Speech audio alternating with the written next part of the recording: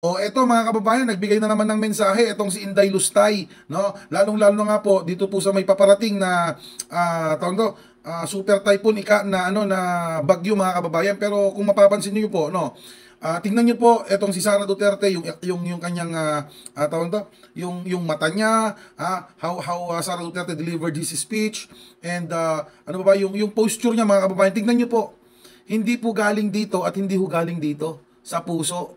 Mga kababayan, ulitin ko, binabasa niya lamang, malamang may nagsulat lang ho yan na binabasa niya lang mga kababayan, hindi po taos sa puso.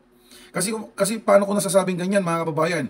Kung talagang concern or kung talagang may malasakit talaga itong si Sara Duterte, sana naman no nung tulad niyan may nangyaring tawag nito, bagyo, yung mga kababayan po nating mga Cebuano, Duterte country pa po yan mga kababayan, Duterte country pa po yan. Pero etong si Sara Duterte, aba, naispatan at naipost pa nga mga kababayan sa social media nung mismong resort na pinaglakwatsahan niya mga kababayan. Eto po, sabi dito, pero itong ano na to, burado na to mga kababayan, siguro pinabura ni Sara no? Siguro lang naman.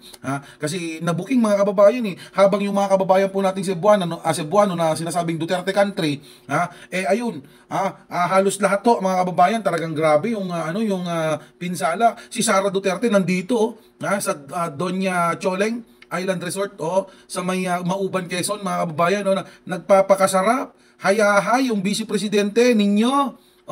Ganyan ba yung gusto nyong gawing presidente? Walang pakialam sa tao, tapos biglang paglumutang, magsasalita, mga kababayan, mag-ingat po tayo ngayong ganan. Hindi pa galing dito, hindi pa galing sa puso, binabasa lang.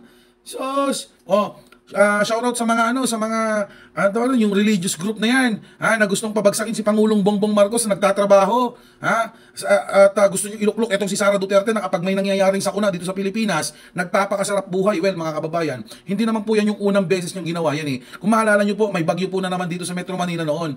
Tapos etong si Sara Duterte, naka-hood pa, di ba? Yung jacket na may hoodie, nakaganon, tapos para hindi nga naman mahalata o hindi naman makilala mga kababayan, naispatan sa airport, papuntang Germany, nanood ng concert ni Taylor Swift mga kababayan. Ganyan naman si Sara Duterte. Tuwing may bagyo dito sa Pilipinas, wala ho yan, naglalamierda ho yan. Meron pa ang ginawa yun Pangalawang beses niya itong ginawa yan mga kababayan na may bagyo.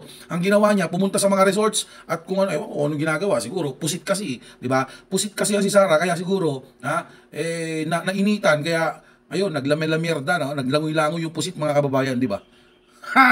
Anak ka ng pu